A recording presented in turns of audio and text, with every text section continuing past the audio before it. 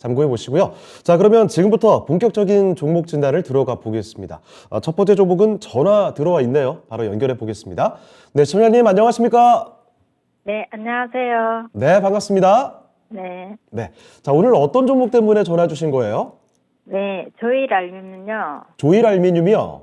네. 네, 매수가와 2,300원에 10%요. 2,300원에 10%요. 네. 그러면은 요거 매수하신 게 언제일까요? 최근입니까? 한 2개월 되는데요. 2달 정도 되셨고요. 네. 알겠습니다. 그러면 조일 알미늄이 훅 빠졌다가 다시 올라오고 나서 그때 이제 진입하신 거네요. 네. 예, 최근 조금씩 그래도 올라오나 싶었는데 오늘 유난히 좀 많이 밀렸어요.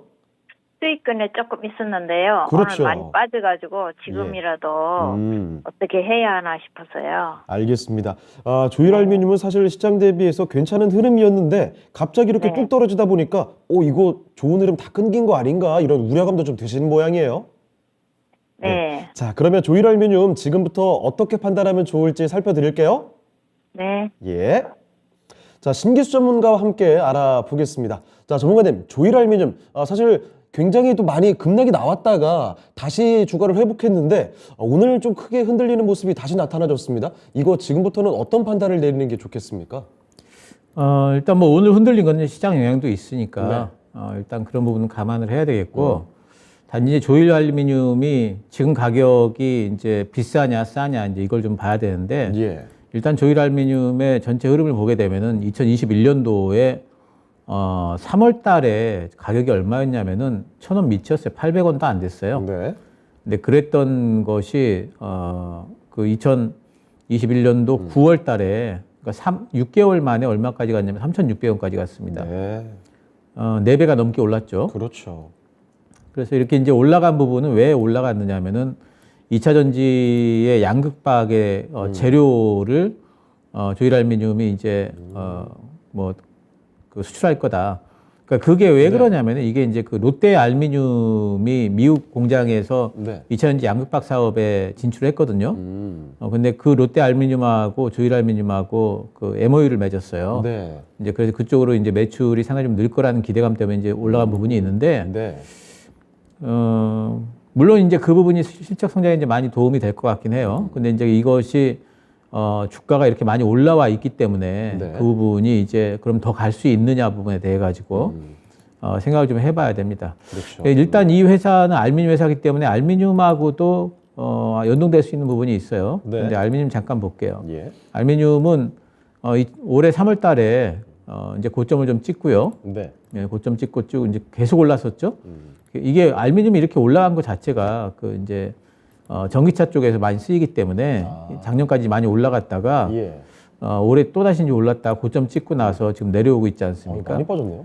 예, 근데 이제 여기서 추가 하락이 가능한가? 네. 제 생각에는 이 부분에서 이제 바닥을 잡고 옆으로 한참 동안 좀 횡보를 할 것 같아요. 왜냐하면은 알루미늄에 대한 쓰임새가 전기차 시장이 가면 갈수록 이제 경량화되는 부분도 있고 2차 전지 쪽에도 많이 쓰이고 하기 때문에 횡보 정도는 할 걸로 이제 보입니다. 그래서 이렇게 일단 가격이 이렇게 많이 올라갔던 부분은 이런 부분들은 이제 오버슈팅으로 봐야 돼요. 예. 오버슈팅이라는 건 뭐냐면은 엄청난 호재가 또 있지 않는 한 3,000달러 위쪽으로 가긴 좀 힘들어요. 그런 부분들이 있기 때문에 알루미늄은 이제 고점 찍었다. 네. 그렇다면은 그 알루미늄 가격 때문에 올라가는 부분은 이미 고점을 찍었다라고 봐야 돼요. 그렇죠. 조일 알루미늄의 그러면 앞으로 성장성과 관련된 또 다른 부분은 이제 2차 전지 쪽인데 그 부분은 이미 가격에 많이 반영이 된 것 같아요. 그래서 너무 많이 올라왔지 않습니까? 예, 그러네요. 그러면 이제 뭘 어떻게 되냐면은 이제는 이 회사에 대해서는 사람들이 쳐다보면서 실제 실적이 어떻게 나오는지를 아마 관찰을 할 겁니다. 근본적인 이 회사의 성적. 예. 그 실적이 실제로 이제 잘 나온지를 관찰을 하면서 잘 나왔다 그러면 올랐다가 올라가면 또 이제 매도 맞고 빠지고 아마 이런 형태가 될 것 같아요. 예. 근데 실제 실적이 올해도 잘 나오긴 했어요. 지금 이제 영업이익이 상반기까지 4배 나왔으니까 실제 실적이 잘 나오긴 하는 것 같아요. 그렇다면 실적이 담보된다면은 주가의 하방 위험은 그렇게 크지는 않다고 봐요. 시장 반등이 나올 때 올라갈 걸로 보는데 단지 이제 그 전에 미리 올라온 부분이 있기 때문에 이 회사는 2,800원 위쪽으로 올라가려면은 실적이 엄청 잘 나와야 된다.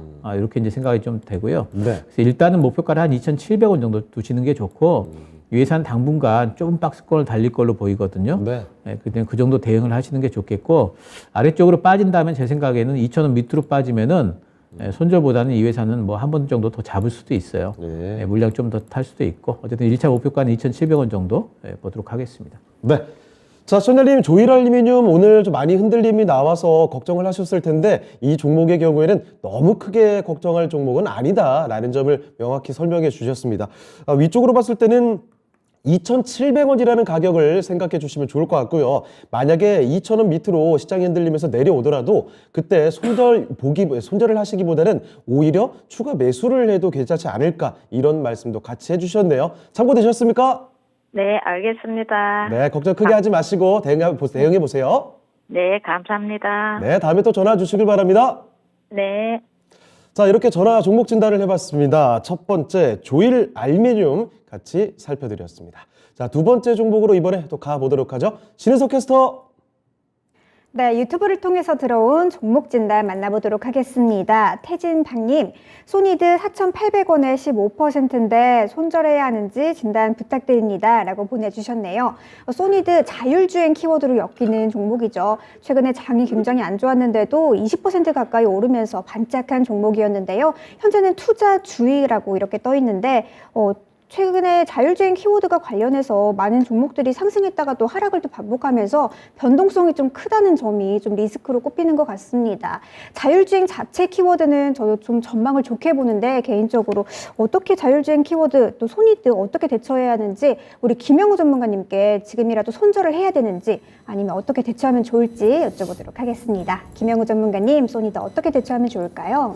네, 소니드는 일단은 자율주행도 있긴 한데 OLED에 관련해서 말씀을 드려야 될 것 같습니다. 지금 삼성전자에서 거의 5년 만에 OLED에 대한 투자를 공식화했기 때문에 이 부분에 대해서 지금 종속회사인 F 디스플레이가 좀 매출이 나오지 않을까 그런 기대감 때문에 지금 바닥을 잡고 올라가려는 게 아닌가라는 말씀을 드리고 싶어요. 그래서 거래량을 보시면 아래에서 좀 바닥을 잡는 모습을 볼 수가 있는데 여기 지금 이 거래량도 마찬가지로 지금 저점이 점점 낮아지면서 지금 바닥을 잡고 있는 모습을 보여주고 있거든요. 자, 그렇다면 여기서 지금 거래량이 대량으로 나오면서 여기 지금 매물대를 좀 돌파를 해주는 그런 모습을 보여주고 있습니다. 역시나 121평을 돌파를 해서 지금 지지를 좀 받아주는 모습을 보여주고 있는데 결국에 시장이 이 재료를 얼마나 버텨줄 것인가가 가장 큰 포인트라고 생각을 하고 있습니다. 그렇기 때문에 어찌됐든 이 대응을 할 수 있는 그런 라인을 설정을 해야 되는데 사실 시장만 괜찮으면은 저는 한 3,500원 라인까지도 좀 이렇게 주가의 그런 플레이를 하다가 또 한번 거래량을 터뜨리면서 올라갈 수 있지 않을까라는 생각을 좀 해보는데 그렇게 말씀드리는 이유는 또 시가총액이 워낙 작은 종목이기도 하고요. 그런 종목일수록 이 주가를 관리하는 주포가 좀 핸들링하기가 좀 쉽기 때문에 좀 그런 부분을 생각을 해봤을 때 좀 라인을 확실히 정해놓고 가셔야 되는 부분이다. 그래서 그냥 제 생각에는 지금 61일평을 좀 지지를 받았으면 좋겠다 하는 마음으로 한 3,800원, 3,900원 라인까지는 버텨주지 않을까라는 말씀을 일단 드리고 싶고요. 지금 2024년까지 이 삼성에서 이 공장에 대한 그런 신규 투자를 한다고 했는데 규모가 한 3조 원에서 4조 원 정도 됩니다. 그렇다면 2024년에 그 공장을 가동을 하려면 내년 하반기부터는 무조건 장비 발주가 들어가야 되거든요. 자, 그렇다면 이 소니드에 대한 그런 기대감도 분명히 있다라고 할 수는 있습니다만 그때까지의 그런 기대감이 시장이 받쳐줄지는 잘 모르겠습니다. 어찌됐든 지금 같은 시장은 재료도 중요하긴 하지만 대응이 굉장히 중요하다라는 말씀 드리고 싶고 사실 이 소니드라는 종목 가볍기 때문에 이 시장과는 무관하게 갈 수는 있어요. 하지만 지금 이 시가총액이 작은 종목을 손절 라인 잡지 않고 대응했다가는 좀 큰 코가 다칠 수가 있기 때문에 저는 3,800원에 3,900원 라인에서 조금 여기 라인을 좀 중점으로 두고 대응을 하셔야 되지 않나, 여기 이상 내려가면은 좀 비중은 줄여야 되지 않나라고 말씀을 드리고 싶습니다. 그래서 마지막으로 이 종목의 그런 매출을 보시면 지금 2분기까지는 지금 다행히도 흑자가 영업이익이 나왔습니다. 근데 좀 연간으로 본다면 아직까지는 적자가 예상이 될 수도 있거든요. 그렇기 때문에 지금 시장에서 적자 회사에 투자를 한다는 거는 굉장히 심리적으로 불안한 투자가 될 수가 있습니다. 즉 자율주행이든지 아니면 OLED 이런 재료로서 이 주가를 올리는 기업이기 때문에 그런 부분에서 좀 대응이 쉽지 않다라는 말씀을 드리고 싶습니다. 그래서 저는 61일평이 3,800원 라인을 기준으로 두고 여기서부터 비중을 좀 줄여서 가셔라. 그리고 지금 매물대를 소화한 느낌으로 봐서는 5,000원 마디가에서는 한번 저항이 나올 겁니다. 그렇기 때문에 만약에 여기까지 올라간다면 비중을 좀 덜어 가셔서 가져가시길 바라겠고, 만약에 5,000원 라인 뚫는다 하면은 6,000원 바로 직전에서 저항 맞을 확률이 큽니다. 그러기 때문에 6,000원 가기 전에 한번 수익 실현하고 나오셔라 라는 대응 말씀드리도록 하겠습니다. 네, 소니드 살펴드렸습니다. 방위산업 그리고 또 자율주행 이런 키워드와 함께 기대감을 갖게 만들었던 소니드이긴 합니다만 지금 매출은 2분기 뭐 최대 실적도 나왔죠. 그렇지만 적자를 보고 있다는 점, 그리고 좀 작은 종목이니만큼 그 큰 변동이 또 있을 수 있기 때문에 손절 라인 정확히 잡고 가셔야 될 것 같네요. 자, 손절 라인은 3,800원 요 정도 부분, 3,000원대 후반으로 생각해 보시면 좋을 것 같고요. 위로 봤을 때도 너무 욕심내시면 안 될 것 같아요. 4,800원 매수가 정도 있죠. 5,000원 부근에 다가서게 되면 그때 매도해 보시면 어떨까 싶습니다. 자, 이렇게 소니드까지 살펴드렸습니다. 태진 박님의 종목 진단이었습니다. 자, 다음 종목 진단으로 넘어가 보도록 하죠. 신인석 캐스터. 네, 다음으로 유튜브를 통해서 들어온 종목 진단 또 만나보도록 하겠습니다. 그래그래님, 로보로보 7,000원에 10% 갖고 계신데 진단 부탁한다 그래요 라고 보내주셨네요. 네, 로보로보 로봇 관련주로 꼽히는데 오늘 김영우 전문가님의 추천주였죠. SPG도 로봇 관련주로 꼽히면서 최근에 로봇 관련주들이 굉장히 좀 주목을 받고 있는 상황인데요. 굉장히 지금 많이 떨어진 상황입니다. 7,000원에 매수를 하신 걸 봐서는 그렇게 매수 시점은 나쁘지 않은 걸로 보이는데 현재는 10% 넘는 꽤 큰 손실폭에 계신 걸로 보입니다. 최근에 다시 좀 반등하나 싶었는데 오늘 또 하락하면서 이렇게 마감을 했네요. 로보로보 다른 로봇주들에 비해서는 조금 힘이 약한 것 같은데 어떻게 대처하면 좋을지 우리 신기수 전문가님께 대처 방안 여쭤보도록 하겠습니다. 신기수 전문가님, 로보로보 어떻게 대처해야 할까요? 예, 로보로봇도 이제 로봇주고 지난번에 이제 로봇주들 많이 움직일 때 올 초 연초에 이제 같이 움직였던 종목인데 이 종목은 3월 달부터 보면은 계속 빠졌어요. 이제 아마도 그 실제 이 로보로봇가 하는 일이 이제 교육용 로봇 쪽이거든요. 근데 지금 이제 주식시장에서 조금 더 초점을 맞추는 쪽은 산업용이나 서비스용 로봇 하는 쪽. 그 교육용 로봇 시장이 과연 산업용이나 서비스용 로봇보다 얼마나 규모가 될까 이런 부분에 대한 이제 물음표가 조금은 좀 있는 것 같습니다. 그리고 또 한 가지는 이제 요 근래 로봇주들이 움직이는 이유 중에 이제 중요한 이유가 뭐냐면은 로봇 ETF 출시와 관련된 부분이 있는데 과연 그러면 삼성 쪽에 삼성자산운용 쪽에서 로봇 ETF를 만들 때 기초자산으로 로보를 담을 것인가에 대해서 교육용 로봇 회사인데 이제 그런 부분에 대한 것도 또 시장은 살짝 좀 의구심을 좀 가지는 것 같아요. 그래서 보면은 이제 레인보우 로봇 같은 경우에는 레인보우 같은 경우에는 오늘도 뭐 양봉을 내면서 살짝 좀 상승을 했죠. 예. 또 뭐 SPG 같은 경우에도 그렇고.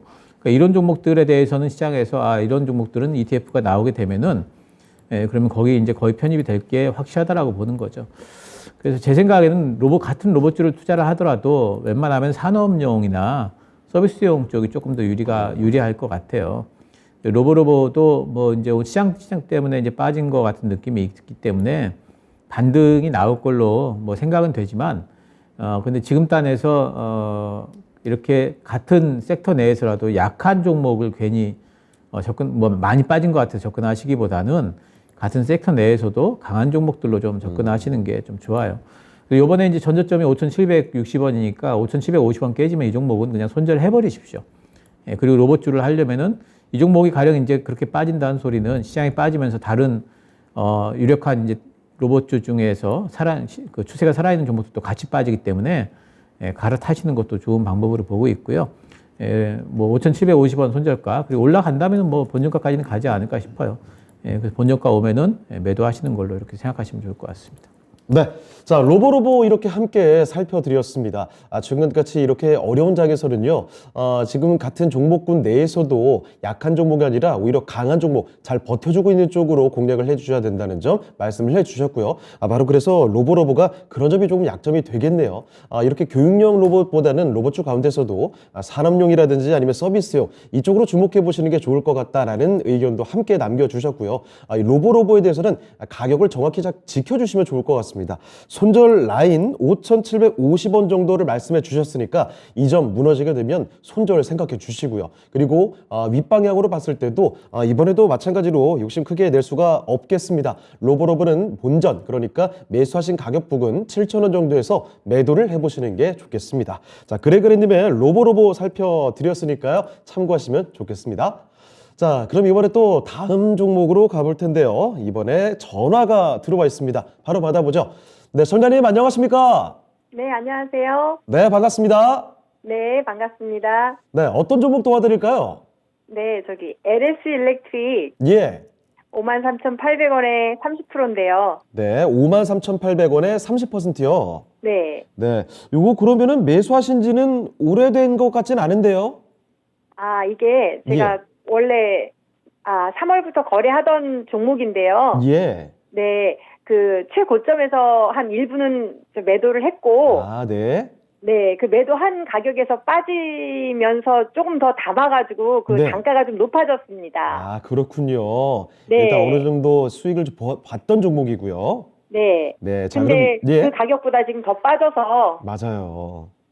53,800원의 평균 단가 갖고 계시는데 48,000원대까지 좀 내려와 있네요.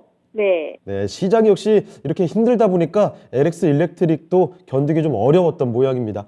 자, 그러면 LX 일렉트릭 자체 혹시 문제는 없는 건지 앞으로 시장 흐름과 대비했을 때 이 종목은 어떻게 바라볼 수 있는 종목이 될지 살펴볼게요. 네. 예.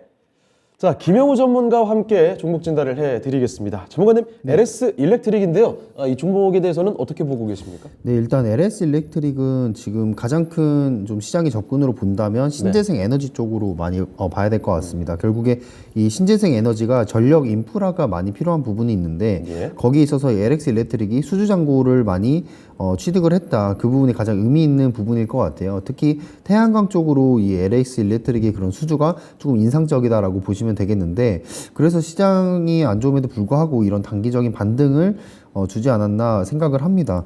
그런데 지금 차트에서도 보시다시피 좀 아쉽게도 추세선이 무너졌어요. 단기 추세선이 무너지면서 여기 121평까지 무너졌고 여기 이제 심리적인 부분이 조금 무너진 상황이 보입니다.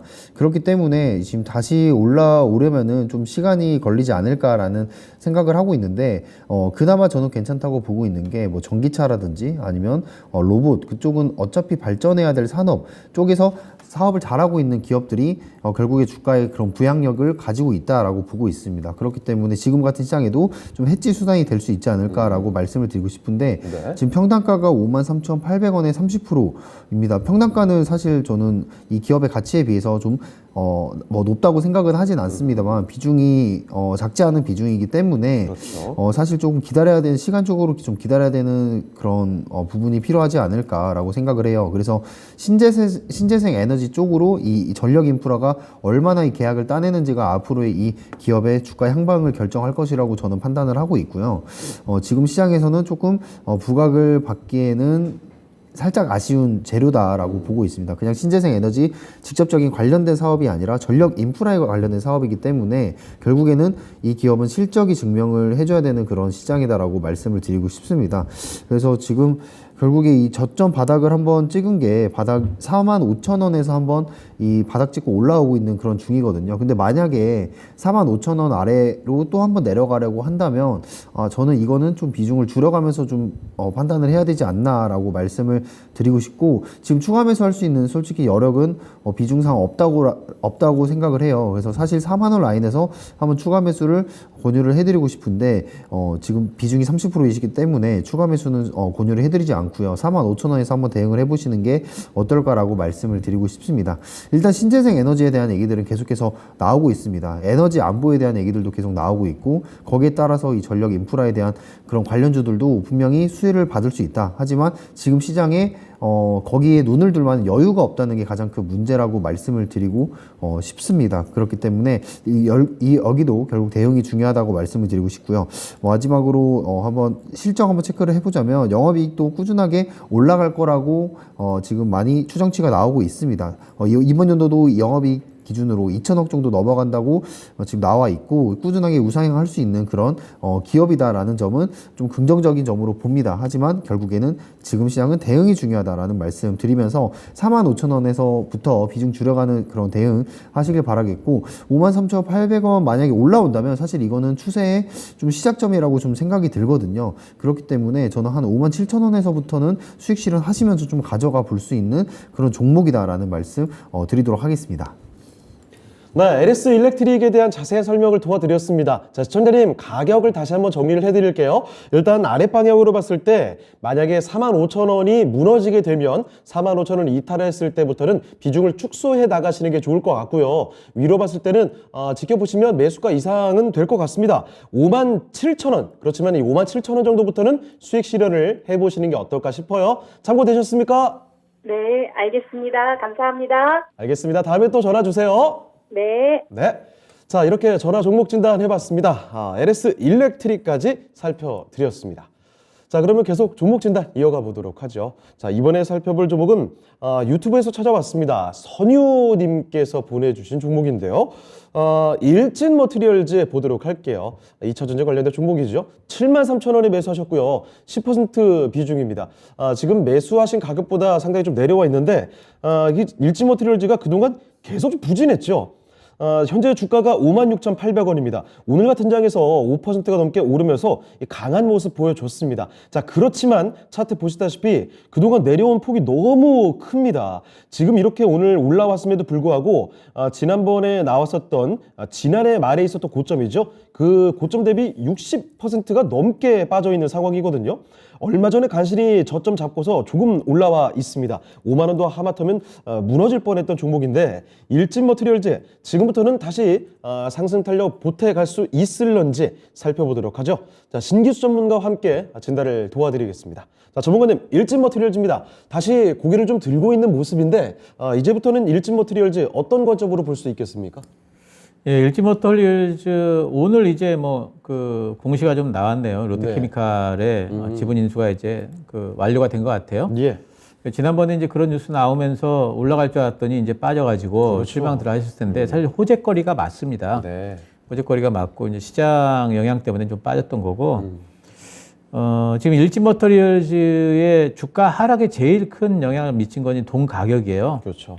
동박을 하는 회사이기 때문에 잠깐 동 좀 보고 갈게요. 네. 이게 이제 동박 가격인데 지금 올해 계속 빠졌죠. 계속 빠지다가 지금 보면은 이제는 좀 어느 정도 옆으로 좀 횡보하면서 네. 더 빠지지는 않는 형태를 갖고 있습니다. 그러네요. 그러면은 쭉쭉 올라갈까? 그러지는 못할 것 같은데 힘들고. 이제 뭐 동박이 그 동가격이 올라갈 만한 지금 동인이 네. 현재로서는 그렇게 많이 보이진 않아요.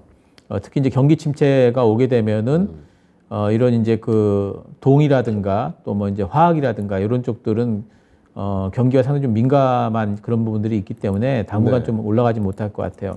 단지 일지머티리얼즈는 그런 부분들이 이제 가격에 많이 반영이 돼 있고 그렇죠. 특히 이제 올해 4분기에 어쩌면 말레이시아 공장이 지금 늦어도 내년 1분기에는 이제 가동이 되기 시작할 거예요. 네. 그런 데 대한 증설에 대한 어떤 모멘텀이 있고 또 한 가지는 이번 롯데케미칼에 인수되는 부분들에 대한 것들이 아직 가격에 완전히 반영이 되지 않은 부분 이런 부분들이 있기 때문에 반등은 나올 걸로 보고 있고 네.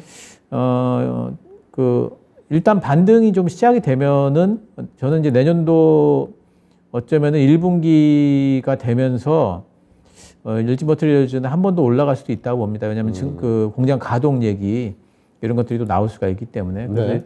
일단 반등은 어디까지 나올 것 같냐면 7만 원대까지는 나올 것 같아요.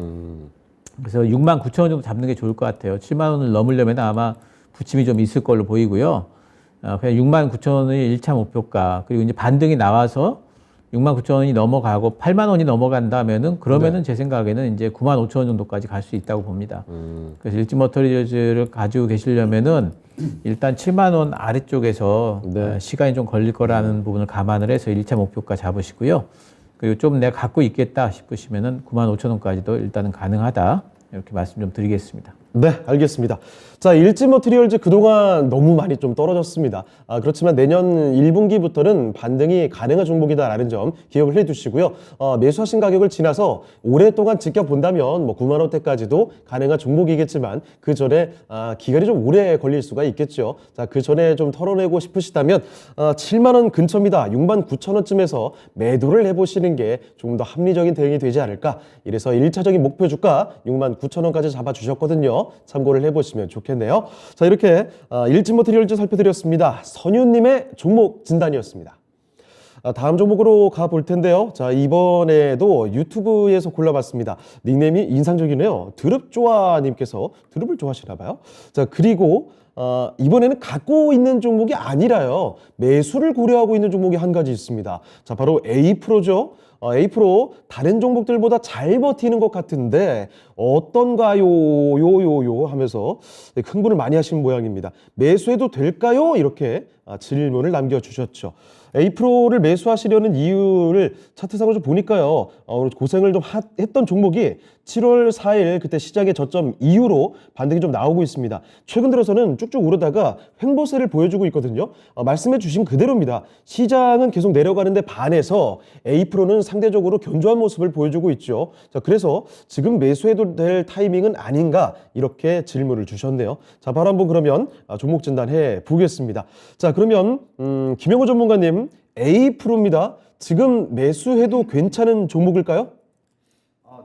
지금 상황에서 매도를 물어보는 게 네. 참 부담스러운 상황이긴 합니다. 그렇죠. 그런데 제가 이제 말씀드리고 싶은 부분은 지금 시장에서 그래도 강하게 갈 수 있는 강하게 버텨줄 수 있는 그런 섹터를 매매를 하라고 하셨는데 거기에 대표적인 주자가 저는 2차 전지라고 누차 말씀을 드렸습니다. 예. 그 중에 하나가 A프로라고 저는 생각을 하고 결국에 A프로가 지금 하고 있는 지금 부분이 장비예요. 네. 장비라고 하는 거는 결국에 이 공장이 세워지면서 2차 전지 배터리를 만들기 위한 그런 캐파가 증설이 될 때 많이 납품이 되는 부분이 있거든요. 예. 그런데 지금 이 A프로의 주가 매출을 보면은 사실 지금 적자입니다. 2분기까지도 지금 영업이익 적자가 나왔고 예. 그리고 이번 연도도 아마 이제 지금 특별하게 3, 4분기 때 실적이 없으면 또 적자가 나올 거예요. 지금 공장에 대한 그런 기대감은 있는데 사실 이 원자재 값이 많이 올라가면서 공장을 새로 세우는데 굉장히 부담을 많이 느끼고 있다는 거죠. 그렇기 네. 때문에 이 LG에너솔루션도 마찬가지로 이 북미 지역의 공장 증설에 대한 그런 부담감을 안고 있는 거고요. 그런 만큼 A프로도 같이 그 결을 같이 한다고 보시면 되겠는데 어쨌든 이 단기적으로 지금 주가가 심상치 않게 올라오고 있습니다. 사실 제가 가장 추천드리는 이런 타점을 잠깐 말씀드리면 이렇게 네. 거래량이 한 번씩 이렇게 터져주는 그리고 특히 매물대를 소화하면서 터져주는 이런 라인들이 있어요. 그럴 때 잠깐 들어가서 여기 박스권에서 수익을 보고 나오는 게 가장 최고인데 지금 같은 경우에는 보시면 확실히 주가를 관리하고 있는 게 저는 보이거든요. 예. 여기 지금 박스권을 형성을 해놓고 이 이상도 그 이상도 좀 넘어가지 않는 그런 모습을 보여주고 있습니다. 특히 여기 매물대를 소화하는데 좀 애를 먹고 있는 것 같고요. 그렇지만 여기 지금 거래량이 터진 종가를 무너뜨리지는 않으면서 계속 지지를 받고 있다는 거죠. 자, 그렇다면 한 번쯤은 여기 만약에 잡는다면 이 박스권의 하단에서 저는 잡는 거를 추천을 드립니다. 이 박스권 하단이 한 16,000원 아래에서 저는 잡는 거를 추천을 드리거든요. 여기에 한번 여기 터치를 하거나 종가 때 여기 아래에서 막 형성이 된다면 여기 아래 하단 부분에서 잡아볼만 하다. 그 전제 조건은 2차 전지 장비주기 때문입니다. 즉 2차 예. 전지 주기 때문에 말씀을 드리는 거고 제일 중요한 거는 지금 리프트들이 막 이렇게 쏟아지고 있는데 A프로도 하나가 나왔어요. 향후 3년간 폭발적으로 장비 수주가 증가를 할 것이다. 네. 북미 지역만 매출이 뭐 8천억 나올 것이다. 이런 얘기들이 있는데 그게 이제 가시화되기 위해서는 결국에 이 뭔가 실적 계약이 저는 필요하다고 말씀을 드리고 싶습니다. 네. 지금 일단 방향 자체는 굉장히 좋은 부분으로 보이고요. 그렇기 때문에 저는 기술적으로 16,000원 아래에서 한번 잡아보시면서 대응을 하는 게 어떨까라는 말씀을 드리도록 하겠습니다. 아무쪼록 지금 시장에서는 강한 섹터, 그나마 버텨줄 수 있는 섹터를 선택하시는 게 중요하다. 그리고 두 번째로 무조건 저는 분할 매수로 들어가셔라. 어떻게 시장이 대응을 해야 될지 모르는 상황이 생기기 때문에 저는 무조건 분할 매수로 매수를 하라라고 말씀드리도록 하겠습니다. 네, 알겠습니다. 자, A-프로 살펴드렸습니다. 매수 문의를 전해주셨죠. 이 16,000원 아래에서 매수를 해보는 게 어떨까 이런 말씀도 해주셨고요. 가급적이면은 분할 매수 해보라는 점. 시장이 참 어렵기 때문에 어떤 변수로 또 내림세를 탈지 모르죠. 자, 그래서 조심스러운 접근이 필요하다는 점도 같이 강조를 해주셨습니다. 자, 이렇게 A-프로 매수 문의까지 도와드렸습니다. 드릅조아님께서 보내주신 종목 진단 상담을 도와드렸습니다. 자, 그러면 또 다음 종목으로 가봐야 되겠죠? 이번에도 유튜브에서 골라봤습니다. 66님께서 보내주셨는데 이 종목 NC소프트입니다. 매수가가 40만 원, 5% 비중이죠. 40만 원이면 뭐 매수하신 지는 오래된 것 같진 않고요. 오늘도 3.72% 빠졌습니다. 문제가 이 NC소프트도 그렇고 크래프톤도 그렇고 대표적인 게임주, 이 게임 대장주 역할을 하는 종목들이 주가가 너무나 고전을 하고 있다는 거죠. 아시다시피 NC소프트 한때 100만 원도 넘어갔던 종목입니다. 그리고 오래전도 아니에요. 자, 그런데 그 고점 대비 거의 70% 가까이 현재 무너져 있습니다. 자, 그러면 NC소프트의 미래 어떻게 봐야 되는지 일단 지금 66님께서는 추가 매수 조금씩 더 해도 될지를 여쭤보셨거든요. 비중 늘려가도 될 만한 종목인지 살펴볼게요. 자, 신규 전문가님 NC소프트입니다. 정말 고난의 행군, 정말 어려운 시기를 보내고 있는데 지금부터 추가 매수 조금씩 계속 해 나가도 괜찮겠습니까? 예, 뭐 그럴 만한 자리라고 보고 있고요. 일단 뭐 게임주들은 요즘에 이제 굉장히 많이 빠졌는데 보면 2019년도보다 아래쪽으로 빠졌어요. NC소프트도. 게임주가 그 예전에 이제 코로나 일종의 수혜주잖아요. 코로나 때 이제 재택근무를 한다 뭐 이러면서 게임 많이 하게 되니까 게임주들이 일종의 수혜주였는데 근데 그 부분의 가격을 다 완전히 반납을 했습니다. NC소프트는 이제 반납하고 또 밑으로 빠져서 2017년도 가격대까지 와 있거든요. 그렇죠. 그리고 가격상으로 보게 되면은 104만 8천 원이 고점이었는데 이게 이제 작년 그 2월 달 고점이네요. 근데 지금 보면 33만 6천 원, 3분의 1 토막 났습니다. 그러니까 이 정도면은 뭐 많이 빠졌다. 근데 그 실적은 전혀 줄지 않았거든요. 오히려 올해도 늘었어요. 이익을 보게 되면 2021년도에 960억, 그리고 연간으로 봐야 되겠죠. 2019년도에 영업이익이 4,700억이에요. 20년도에 이제 8천억 찍었다가 그게 이제 사실 작년에 21년도에 3천억대로 줄었습니다. 근데 올해 보면은 상반기만 3,600억을 했어요. 그러니까 작년에 한 만큼을 지금 상반기 때 해냈거든요. 그러니까 이익이 올해 다시 또 늘어나는 구간이기도 합니다. 그래서 이런 부분들을 본다면은 NC소프트는 지금은 이제 거의 바닥권 아닐까 뭐 생각이 좀 들고 있고, 뭐 유저들과의 여러 가지 마찰 부분도 이제 상당히 좀 오래됐기 때문에 이제 소화가 어느 정도 좀 된 부분이 있고, 또 내년도에 신작에 대한 기대감들도 요즘에 이제 슬슬 뉴스들이 좀 그런 부분들을 이야기를 좀 하고 있습니다. NC소프트를 투자를 한다는 얘기는 이제 결국에는 중기 투자하시겠다는 뜻이에요. 그러니까 이 종목으로 뭐 단기적으로 굉장히 많이 뭐 수익을 내겠다. 속도보다는 이제 앞으로 가격에다 지금 투자를 하는 거다 이렇게 봐야 되기 때문에 지금 뭐 30만 원에 40만 원 사이에서는 충분히 모아갈 만하고요. 시간을 그런데 분명히 시간을 여유를 가지셔야 됩니다. 제 생각에 1년 이상은 보유하겠다라는 생각을 가지셔야만 가능한 이제 투자 방법이고요. 그렇다면은 30만 원에 40만 원 사이에서 매수를 하신 다음에 1차적으로 중기 투자라는 것은 이제 그 기대 수익률도 꽤 높아야 되기 때문에 1차 목표가는 이제 60만 원 정도 잡으시고 제 생각에 60만 원까지 갔다는 얘기는 그 다음에 70만 원, 80만 원도 노려볼 만해요. 60만 원 정도 오게 되면은 그때 한번 다시 돌아보고 그리고 어떻게 할지 또 전략을 또 짜고 이런 방식으로 하시면 될 것 같아요. 중기 투자하시기에 저는 게임 대형주들 괜찮다 이렇게 보고 있고 분할 매수 모아가는 형태라면 충분히 가능하다 생각을 하고 있습니다. 자, NC소프트 추가 매수해도 괜찮을까 여쭤보셨는데요. 네, 괜찮다는 말씀 전해주셨습니다. 다만 시간을 조금 여유 있게 보셔야 된다는 점을 꼭 명심해 주시죠. 1년 이상 긴 관점으로 좀 보시고 그때는 그럼 목표 주가는 60만 원 부근까지 보셔도 될 것 같습니다. 뭐 그 이후에 탄력을 봐서 더 내다볼 수도 있겠지만 일단 60만 원까지 보고 그때 새로운 판단을 내려보시면 좋겠습니다. 자, 이렇게 NC소프트까지 종목 진단 도와드렸습니다. 66님의 김호곤의 종목이었습니다. 자, 그러면 종목을 하나만 좀 더 가보도록 할게요. 자, 이번에도 유튜브에서 골라본 종목이거든요.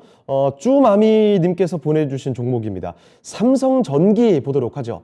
삼성전기 매수 가격이 15만 5천 원이고요. 10%입니다.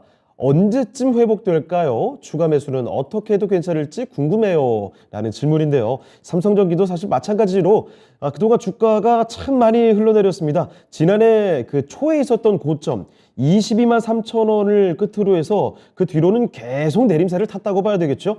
지금도 얼마 전에 저점 확인됐고 조금 올라온 게 11만 7천 원입니다.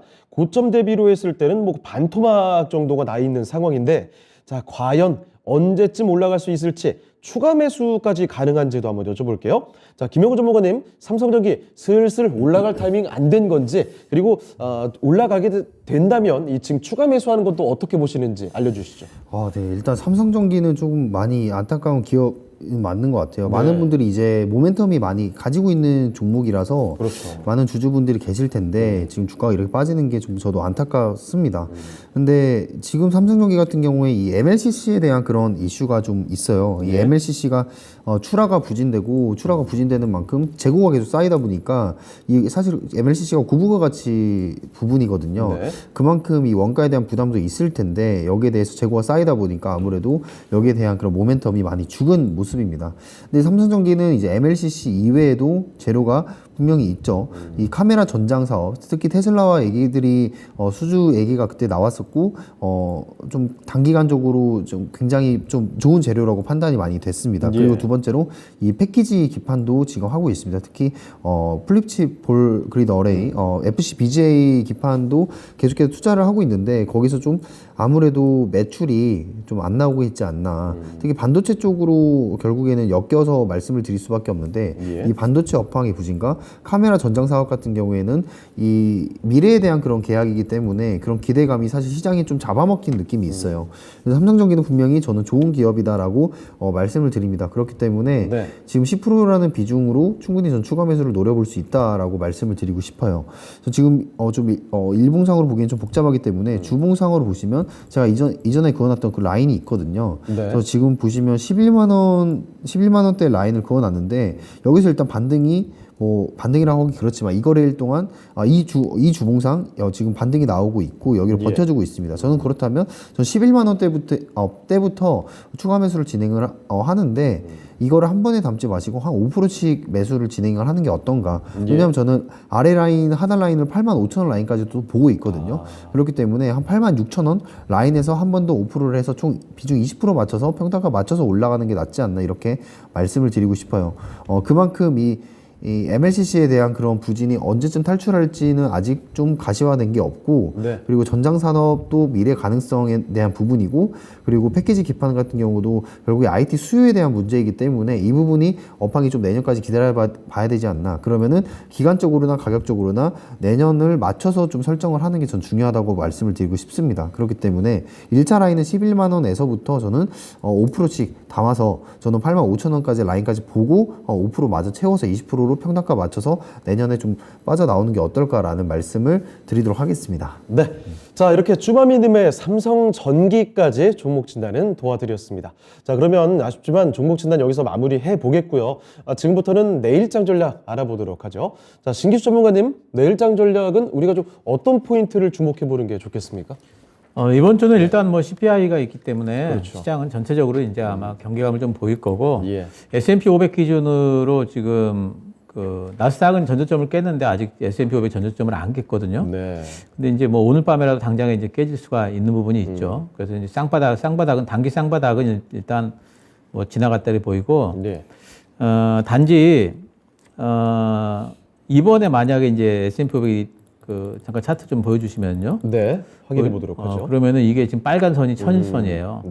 천일선이 깨지는 거는 지난번에 이렇게 이 코로나 때거든요. 그 다음에 이제 금융위기 때 이런 때들 또 이때 그 IT 버블 때 이런 때가 깨졌었고 그 전에는 그 다른 때는 천일선이 깨진 적이 없어요. 천일선이 깨지게 되면 굉장히 시장의 우려감은 커지겠네요. 네, 그 천일선이 깨지게 되면 일단 단기 투매가 나올 수도 있고요. 단지 또 한 가지는 뭐냐면 천일선이 깨지면은 이제 사람들이 낙폭과대로 인식할 여지가 커요. 그렇죠. 예, 그래서 이제 또 이제 바닥잡이도 시작을 하고 그리고 투매도 나오고 이런 것들 이제 손바뀜이 상당히 좀 활발하게 일어나는 변동성 큰 장이 좀 올 수가 있습니다. 예. 이제 그런 부분들은 좀 이제 눈여겨봐야 되겠고, 저는 11월 FOMC 때 금리 인상이 있고 나면은 0.75%를 하게 된다면은 금리 인상 폭에 대한 피크는 나오거든요. 그렇죠. 시장은 늘 어떤 피크가 나오는 거를 잘 봐야 돼요. 피크가 나오면 방향이 바뀌는 경우가 많습니다. 예.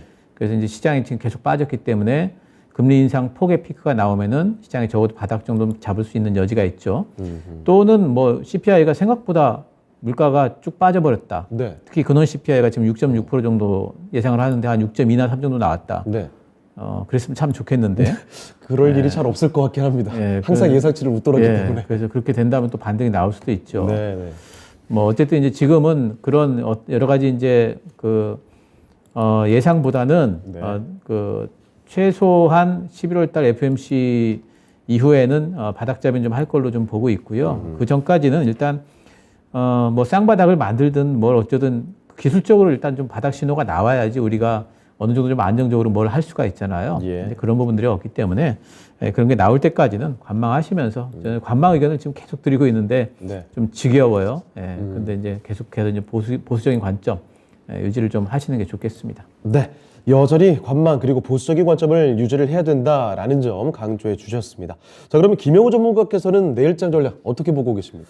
네, 저도 마찬가지로 이 하방 압력이 여전히 이어지고 있다라고 말씀을 드리고 싶은데 지금 뭐 나스닥 선물 지수도 어제 실시간으로 이제 보는데 11,000포인트 이제 무너져 내리고 10,000포인트까지도 가게 될 지금 모양새입니다. 제가 그 부분에 대해서 이제 말씀드렸는데 사실 이루어지지 않았으면 하는 그런 마음이 큽니다. 하지만 지금 실물 경제는 그런 반대되는 얘기를 하고 있고 계속해서 하방 압력을 키워나가는 모습을 보여주고 있습니다. 거기다가 러시아나 우크라이나 전쟁도 지금 계속해서 지속되는 그런 부분들이 이 시장에 노이즈가 좀 많은 시장이다라고 말씀을 드리고 싶은데 그만큼 보수적으로 종목 선택이나 아니면 이 포지션에 대한 그런 부분들을 결정을 신중하게 해야 되는 시장이라고 생각합니다. 그만큼 이 앞으로 있을 FOMC 의사록이라든지 아니면 소비자 물가지 CPI라든지 이런 부분들이 시장의 방향성을 정할 거다. 근데 이제 이전에 이런 지표들이 발표가 되거나 이제 발언들이 발표가 될 때는 사실 뭐 기대감이 사실 좀 있는 부분이 있었는데 지금은 뭔가 급급한 불 끄기 그러니까 형식의 그런 부분들이 좀 많이 크기 때문에 사실 단기적인 뭐 방향성은 여전히 저는 하방으로 보면서 이 시장에 대한 그런 발언들을 좀 체크를 해볼 필요가 있지 않나라고 말씀을 드리고 싶습니다. 그래서 이 부분에 있어서 이제 여전히 시장은 계속해서 가겠지만 강세 섹터는 여전히 존재한다라고 보고 있고 그 중에서 저는 관심 섹터를 여전히 이 로봇 같은 경우도 이 인플레이션에 대한 그런 이슈를 해결할 수 있는 그런 부분이고 2차 전지 같은 경우에 전기차에 대한 그런 시장 확대가 여전히 많이 남아 있는데 여기 밸류 체인을 본다면 뭐 소재 업체도 괜찮고 폐배터리 업체들도 저는 주가가 조정이 나올 때마다 매수를 해보는 것도 저는 나쁘지 않다라고 생각을 합니다. 그리고 광산 같은 경우에 수주 잔고에 대한 기대감과 그리고 러시아 우크라이나 전쟁에 대한 그런 좀 기조가 아직까지도 좀 격앙되어 있기 때문에 그나마 K방산에 대한 그런 믿음은 아직 철회되지 않았다라고 보고 있습니다. 그래서 이렇게 시장을 보시면서 좀 보수적인 대응을 여전히 저는 이어가야 된다라는 말씀 드리고 마무리하도록 하겠습니다. 네. 자, 이렇게 해서 두 분 전략 오늘은 여기까지 듣도록 하겠습니다. 오늘 말씀 고맙습니다. 네, 진짜 쉬운 진단 오늘 여기서 인사드리도록 하죠. 지금까지 다이가 투자 판단에 대한 도움 말씀을 드렸습니다. 하지만 특정 종목의 상승과 하락을 보장하지는 않는다는 점 꼭 기억해 주시고요. 저희는 내일 이 시간에 다시 돌아오겠습니다. 시청해 주신 여러분 고맙습니다.